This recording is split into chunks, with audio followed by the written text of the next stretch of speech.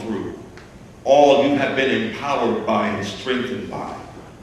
So even when you are in paradise, don't be surprised at all that you will have some adventures there. Adventures are problems waiting for you to solve them. Challenges that arrive in your life so that you can meet them. One thing I've noticed about each and every one of you, you have been knocked down before, but doggone it, you just keep getting up. You have been disappointed, but yet you keep holding on to or stirring up the good gift of faith that is within you. Many, many of you, including me in the space that we are gathered in this morning, have been disappointed and let down by God. Some of us right here today are sitting there angry at God because God has allowed yet another tragedy to visit your life. So we have all been upset, let down, disappointed, and angry at God, but doggone it, we keep coming into the house of God time and time and time again to be informed that we are the house of God. That we are the living tabernacle of awesome cosmic power. The only power in the universe is in us. So we keep coming, and we keep coming, and we keep walking through even the valley of the shadow of death. As I've said many times, you're a trick. You just keep putting one foot in front of another foot in front of another foot in front of another foot in front of another foot, marching to the valley of the shadow of death. Who do you think you are? You must think you're a child of God, at one with God. You must think you've got what it takes. You must think, even if you don't think it in every moment, you must think in some moments that greater is that power that is within you than anything you will ever encounter in your life. You not only think it, but you prove it once again. You have taken down a lion, and you have taken down a bear. Watching Adventures in Paradise, when I was 4 or 5 years old, I can remember thinking, I wonder why they call it paradise. The captain has to go through a lot. I mean, people shoot at him. People try to sink his schooner. People that he thinks are friends, they turn on him.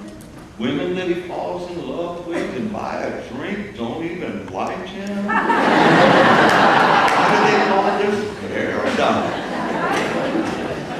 Like I said, I had that same thought as a child when I watched It's a Wonderful Life. An hour and a half into the movie, I'm still wondering, why did they call this It's a Wonderful Life? This dude can't get anything he wants. Every time he makes a plan, it gets interrupted.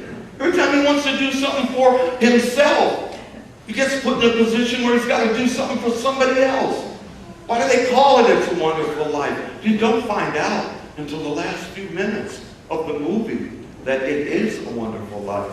And I've encouraged you, each and every one of you, don't wait till the last 5 minutes or 10 minutes of your life movie to get that it's a wonderful life. Does it have challenges? Yes. Do you have dreams that are unrealized? Yes. Will you experience at moments unrequited love? Yes. And it's still a wonderful life. And no matter what appears to be going on planet Earth right now, we are experiencing adventures in paradise, and it will never change. We will never get out of paradise. Once again, it's not a comfort zone. Once again, it's not a dead zone. It's a zone inspiring you to stand up and be all that you are called upon to be, and to use the great and mighty power, the awesome cosmic power of God that is expressing itself as the point at which God meets with flesh and bears your name. I told you before that we are on a hero's journey, and you will never be able to prove that you are a hero if you are not tested.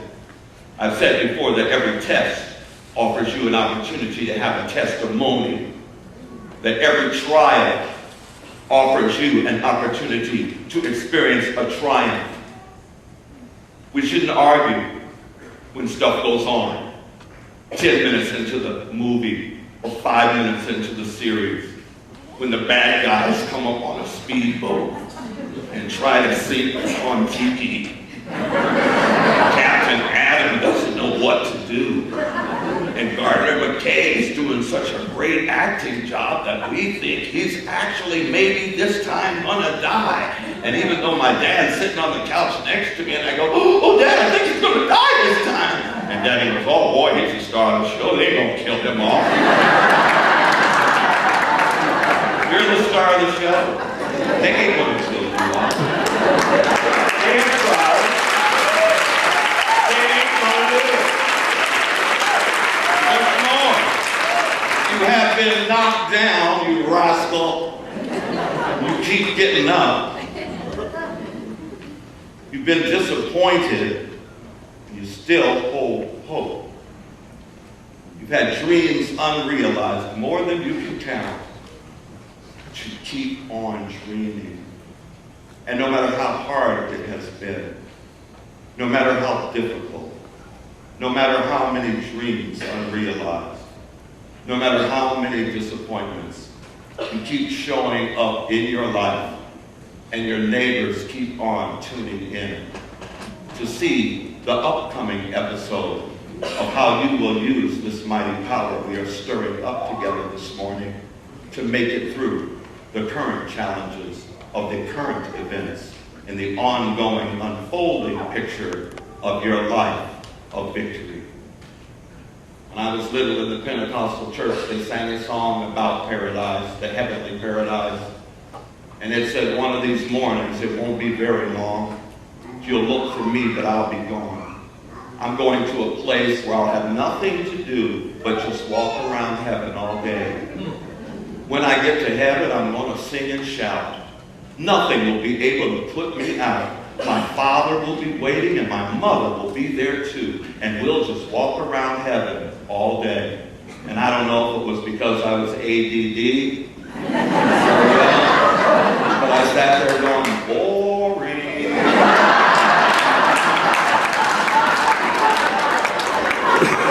Walk around heaven all day. Day after day after day. For eternity. Not for me. And being born into this world, where everything goes just as you wish it would, and everybody's nice to you, and you get your yacht, you get your perks and your toys, and every day you have a picnic. It's a bright and sunny day with no bugs or ants anywhere in the